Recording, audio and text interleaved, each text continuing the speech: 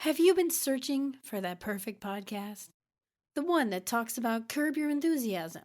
Well, you've reached the right spot. So crack a beer, spark a blunt, let me see that juicy Hi, I'm Amy Kasio, and we are here to talk about every episode of Curb Your Enthusiasm. Let me introduce myself. My name is Dee. I have a lot of opinions. I'm not good at making introductions.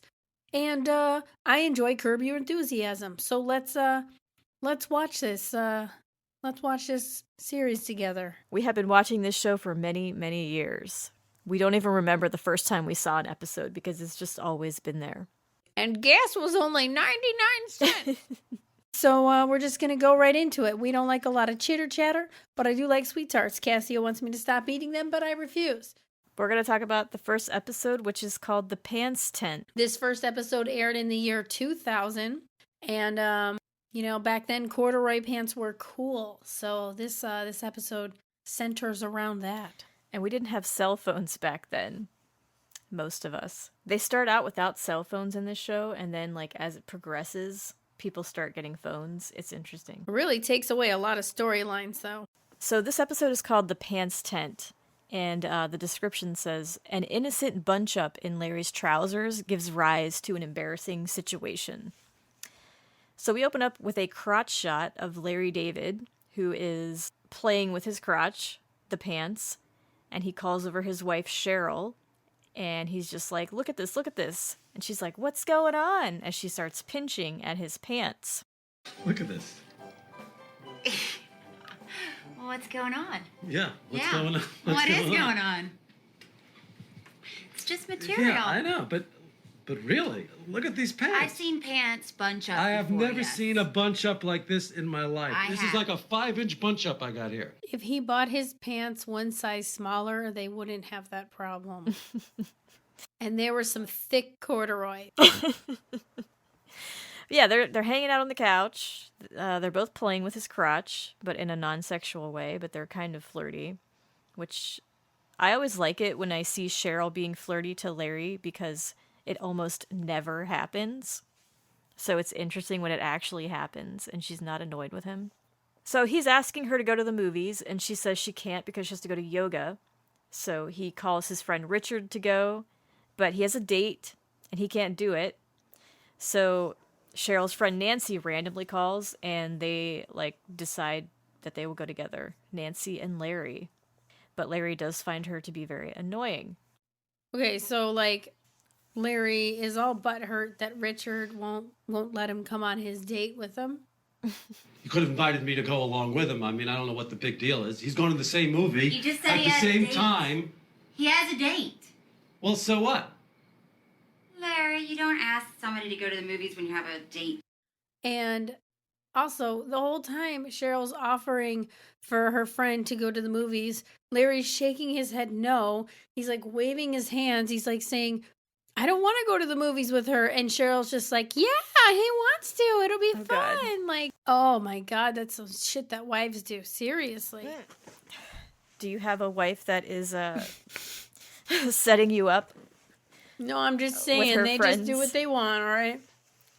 Okay, so that cuts to the scene with Larry in the car driving, and he's calling Jeff, the manager. And Jeff has him on loudspeaker with his parents, but he doesn't tell Larry. You want to play golf this weekend?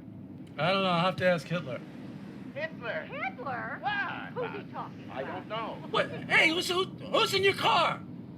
Just my parents. They're in town. What? Get me off the speakerphone, please. Hold on. So Larry is just talking, saying his stuff, and then he makes a comment that his wife is Hitler. You should always warn people if you have them on speaker.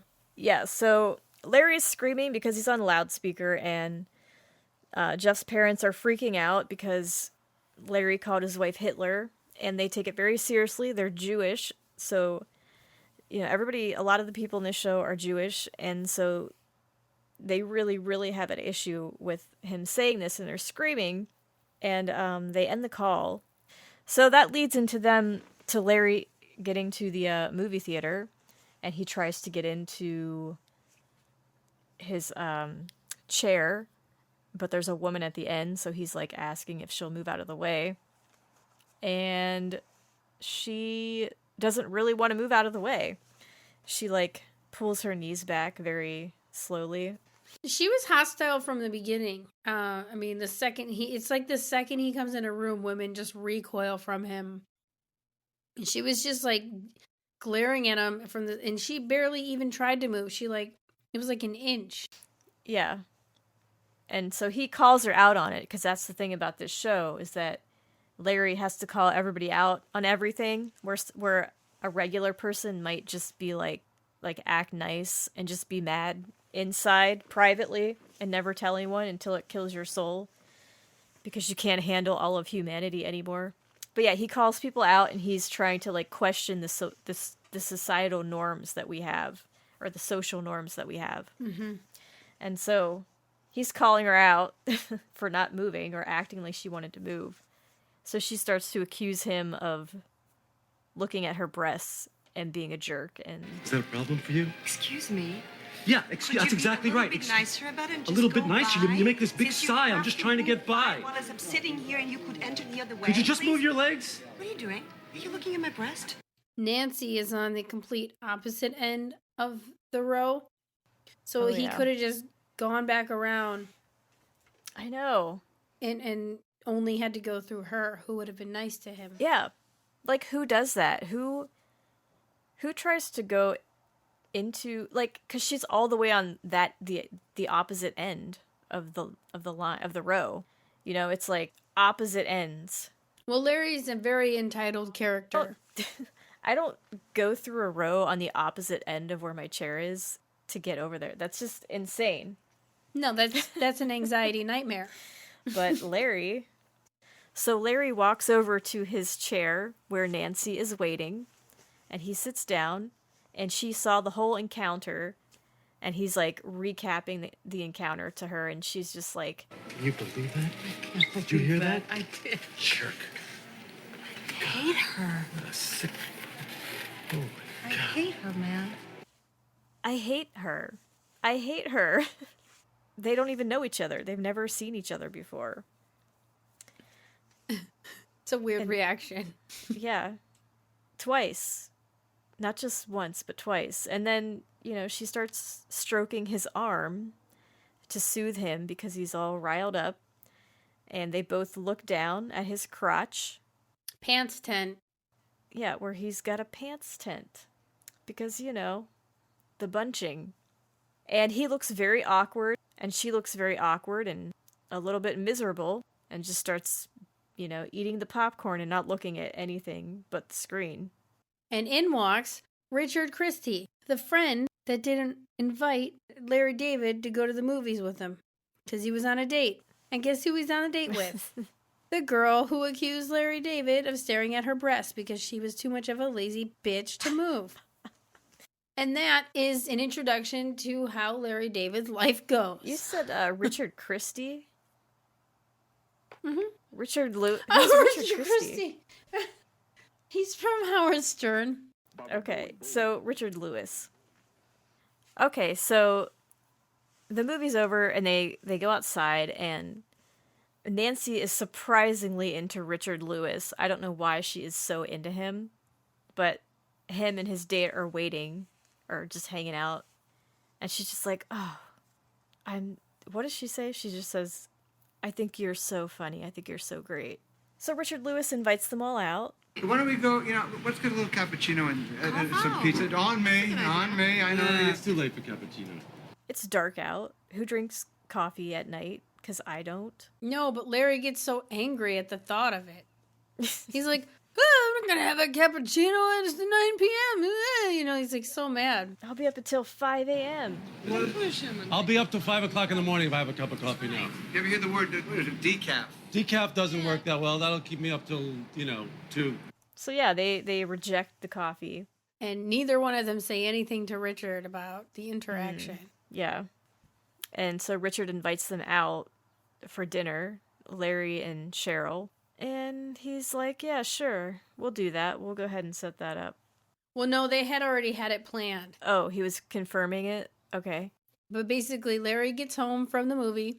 He goes in the bedroom. Cheryl's reading in bed. Hey. How was the movie? Oh, not bad. So, I'm not quite sure how to tell you this, but He tells her immediately that he thinks she might have mistaken his pants tent for an erection. I think your friend Nancy thinks she got me aroused in the movie Why would she think that? because of the tent and the pants when she looked down. No. Yeah. No. Yeah. She thought that there was some garbage there. Okay, yeah. The word garbage was used. Cheryl thinks it's weird and creepy that her friend would think he had a boner, that it's obvious that it's just material, that it's obvious that his pants are too fucking big and it's just the material. But then on the flip side, she questions him anyways and says, "Are you sure you didn't have a boner?" I like how Cheryl is in the scene. That's really weird. I know, it's very yeah, it's weird. very creepy. I told you about I know, these pants. it's just material. It's obvious. It's just. It's not obvious. Look. The more Cheryl she is, the better. Where she's just like, Larry. And the looks that she does. And the looking down. The disappointment. In the commentary, she said she had to have a lot of good looks because you can only see Larry so many ways. So then they get through with that. She's like, okay, fine. And then he's like, oh, and there's something else. I don't think we're gonna be going out to dinner with Richard and his girlfriend on Saturday. And she's like, why? And he's like, well, and he kind of gives her like a really like quick rundown about it. But he doesn't mention the like whole breasts thing. He just says, you know, she didn't want to move for me, and I didn't know that they were together, and you know, it was a thing. She's like, okay, fine. They get past that, and then Cheryl's like, oh, Jeff called and left a message on the machine, and he said that he's sorry. What does that mean? I don't know. If he leaves a message saying he's sorry, you don't know what that means? He's sorry about what happened? Yeah, like you would know what that message meant. And he's referencing, sorry for having my parents on the speakerphone when you called your wife a Nazi. So Larry acts like he doesn't know what he's talking about. He's like, sorry, oh, that's weird. And she's like, what do you mean? What is that about? And he's like, I don't know. I'll have to get back to you. And she's like, okay. And goes back to her book. Welcome to a day in Larry David's life. So they're in Jeff's office. Jeff's at his desk. Larry's at the chair. And they start talking about the sorry thing. Like, why did you say that to Cheryl? Because now Cheryl isn't going to let it go. She wants to know why you're sorry. And now we have to come up with we have to make up reason. a lie for why you're sorry. And so they come up with the idea that Jeff didn't tell Larry about Kathy Griffin calling to work on something together. So that's the lie. Larry got mad because he didn't tell him, and yeah, like, so Kathy Griffin pitched a pilot to Jeff, and Jeff said no. What are the odds of Kathy Griffin just showing up and being like, hey, Larry, I wanted to do something with you? So that's our story. In case my wife ever talks to you, Kathy Griffin. Kathy Griffin. Yeah, Kathy Griffin called him up, and he said he wouldn't. I couldn't write the pilot for her. Great. Without even asking me. He's an idiot. Well, in this scene, Jeff's writing an apology letter to Kathy Griffin, just in case, because they constantly need to have it. So that's why the idea of using her came up. Yeah, he just doesn't want the whole thing to come out because he doesn't want Cheryl thinking that he's looking at chicks' breasts. The same night he popped a boner, supposedly, like he's just sounding kind of creepy. He's just always spiraling on how he deals with his interactions because of his lies. It's the entire show premise, really. So once they get that settled, Jeff wants Larry to come by and apologize for the Hitler comment. Apologize to his parents. Yeah, they're still in town, so come over and say sorry to my parents. And then Jeff agrees to never keep him on speaker and not tell him again. But not after more arguing. They have another argument about the speakerphone. The ethics of putting someone on speakerphone. Well, I think that this scene Richard and Larry fighting shows that the way that they fight is that they're close because they can talk to each other pretty nasty and still be laughing and joking at the same time. So it's like they're always kind of half serious with each other. Let me tell you something. Yeah. This is a woman who knows 7 languages. She's very sweet. I'm taking the lead. The movie's about to start. Look at me. Can you look at me? Can you respect? I can drove hear down you. in rush hour. Can you I at least can look at hear me? you. And those seats are like this. She didn't make any effort. tried. She did and he try. went, do you mind? No, Can't no, you move? no, and then here's the coup de grace. You look at her breasts. No, I didn't You're look at her looking at breasts. my girlfriend's First of all, breasts. they're not And you breasts. even know it's my They're girlfriend not because you breasts. They're just big chemical balls, okay? They're not breasts. I mean, he calls her girl. He says his girlfriend has big chemical balls for breasts, and you know they're arguing, and Richard Lewis starts talking about cardiac things and heartbeats and high cholesterol And being in love because she speaks 7 and languages. what. And they've Yeah. had intercourse. I've known her for 6 weeks. We've already had intercourse. She's loving. She speaks 7 languages. Congratulations on the intercourse. And it's all in a very short amount of time. Yeah, he says we've only been dating 6 weeks and we've already had intercourse. She speaks 7 languages over and over He again. says that. So, you know, that's just like the way, you know, with friends, it's like, you know, you can compartmentalize that you're going through a fight, but you're also still friends. So are we still hanging out or not? You know, I did learn from the commentary that, like, for example, in the last scene, when he calls Jeff a fat fuck and he laughs, that's like a genuine laugh because he didn't know he was going to call him a fat fuck. And so a lot of the times when they're laughing as they're saying things in the show, it's genuine and they leave it in instead of re-recording it. So, like, there was a few times during this conversation where, you know, like the part where he was like, by sundown, and he's like, by sundown, like laughing, like that was like legitimate, like. Yeah, we forgot to mention that this show is improv. That he writes out like a loose plot, like loose ideas for the plots, but how that really works, I don't know. I mean, we might think they're just like making it up on the spot, but do you think they go home and like, you know, think about what they might say and then come back? You have no clue what you're about to do until you're doing it. So we also forgot to mention that scene also had Larry talking to Cheryl, and he lied to her over the phone about the Kathy Griffin thing. So he explained it to her, you know, that he missed out a job opportunity with Kathy Griffin. So that was in there. And then at the end of it all, yeah, Richard is like, you're definitely coming out to dinner with me. Me and the woman that he's had intercourse with, who speaks 7 languages. So yeah, then we cut to Jeff's house, and the grandparents are over, and Larry is making his rounds to, you know, to apologize to the grandparents in person about making a Hitler joke. And It's Jeff's it's parents. his parents. Okay. It was rotten. It was rotten. It was rotten. It was a little rotten. I'm sorry. I agree. It was rotten. All right. Yeah, and that's that. Yeah. After some a little bit of arguing back and forth about it, they finally accept his apology and they say, "Let's forget about it." Jeff's dad calls him rotten. Oh yeah. You're rotten. My notes do say rotten in all caps. It was rotten. Yeah, but then another thing that happens in that scene is, you know, a society thing where you're supposed to care about people's children and think they're cute. So, Oh, yeah. Jeff's wife Susie comes running down the stairs, and she comes down and she says, "You guys, you gotta come look at my kid. My kid looks so cute, sleeping with the stuffed animals or whatever. We gotta get a Polaroid. Everybody come look." And so the Jeff's parents, everybody goes upstairs, and Larry just dips out the front door. He's like, "Yeah, who cares about that?"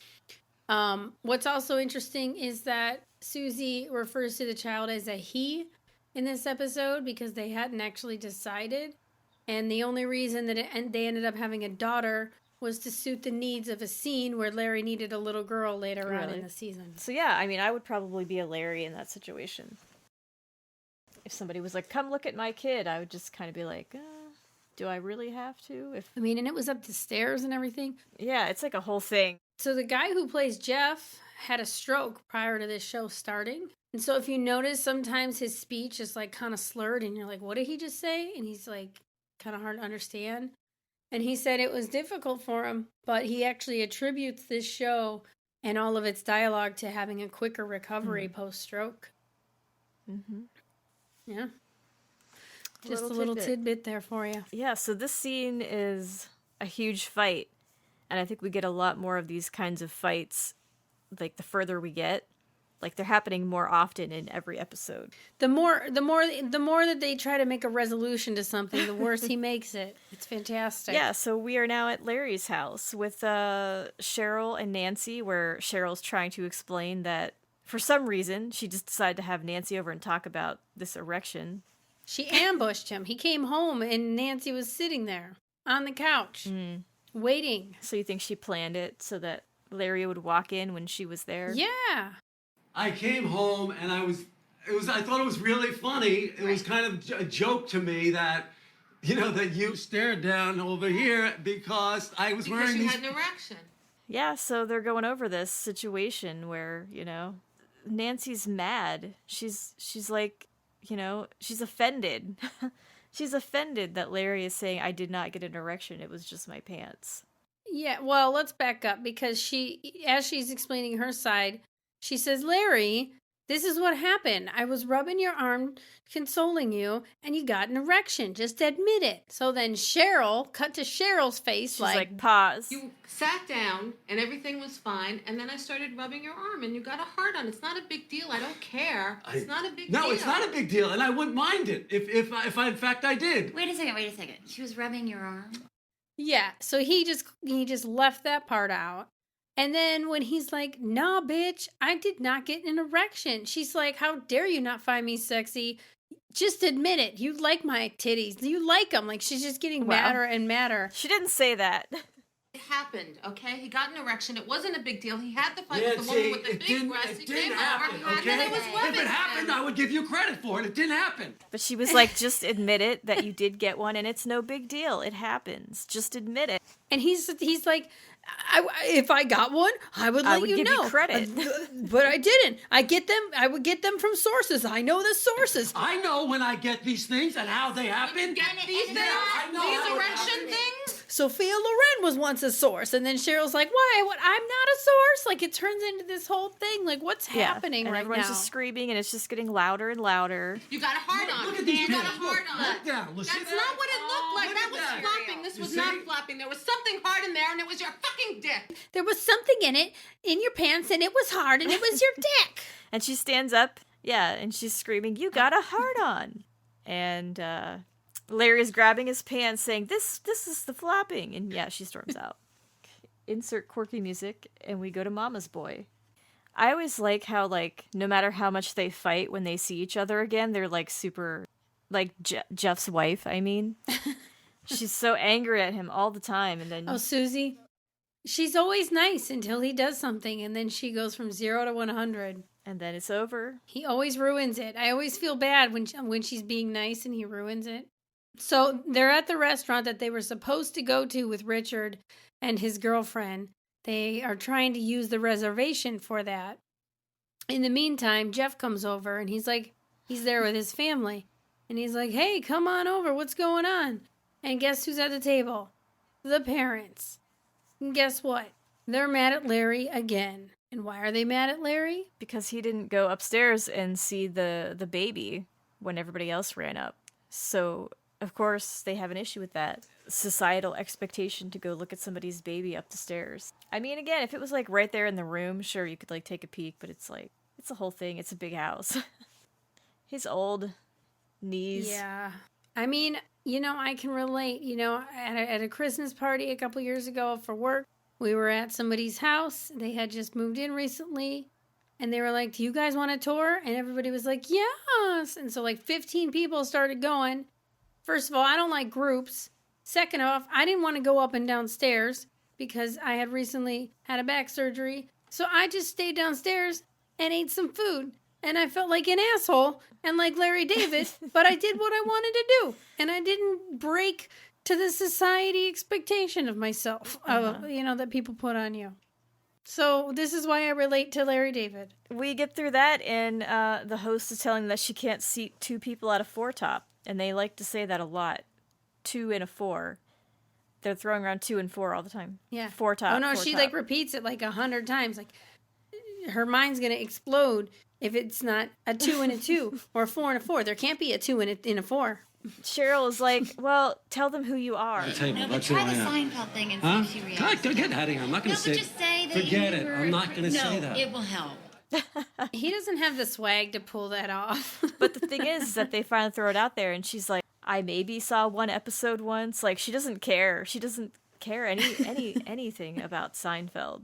Tell her who you are. No. He's Yeah. one of the creators of Seinfeld. So what, right? Okay, big Okay. deal. Fine, no You know what table. I'm saying? You happy? No. Just- She can find a table for you. I wish I could help Have you you with ever that. seen it? She's never even seen an episode. You've What are you seen talking it. about? I saw it once. It was good. Did you really? Yeah. Which one? I can't remember. Okay, great. But, See? She never well, even saw the show. Good going. but we can't give preferential treatment here, so... Cheryl, Larry, join us. We got the corner table. Easily add 2. Come on, join us. Please do. I've done it before. Okay, we'll see if we can do that. They're all sitting at the table now looking at the menus. Each one of them is talking about a different fish item that they're going to order.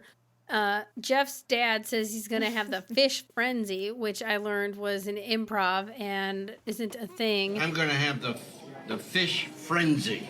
And I guess they ended up making that a long running joke amongst themselves. Fish frenzy. Larry randomly, out of nowhere, asks the parents, "So when are you leaving?" When are you guys going back?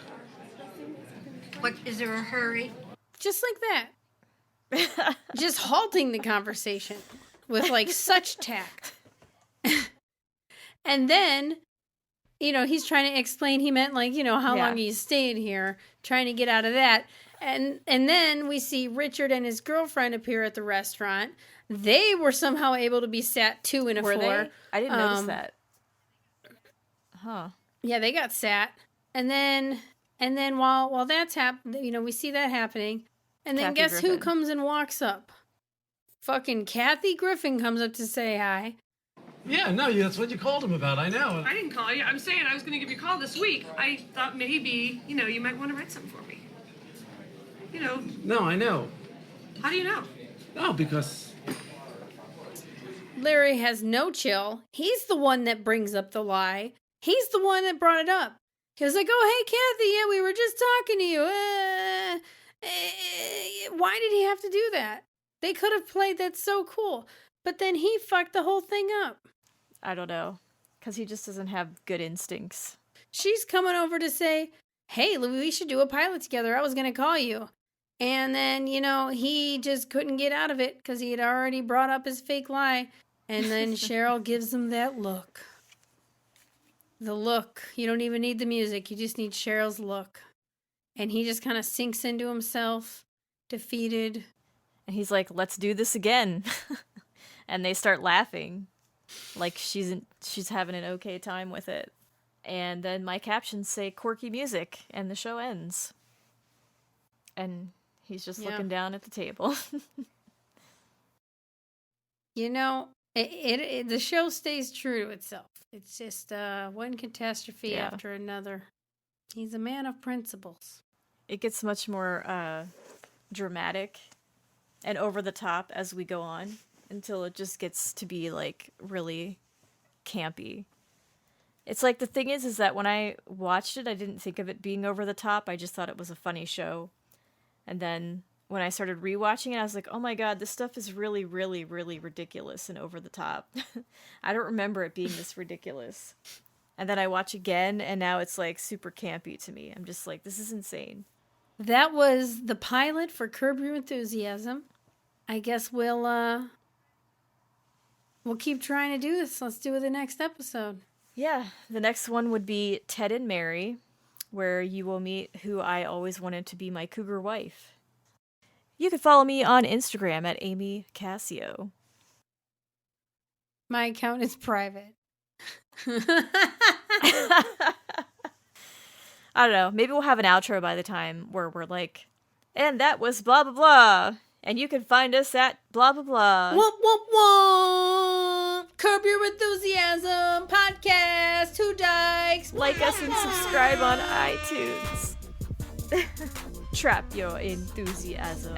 Actually, you can find us on Instagram and Facebook at Larry Curb Podcast and Twitter at Larry Curbcast. Check out the description for links. You can find us everywhere you get podcasts. See you next time.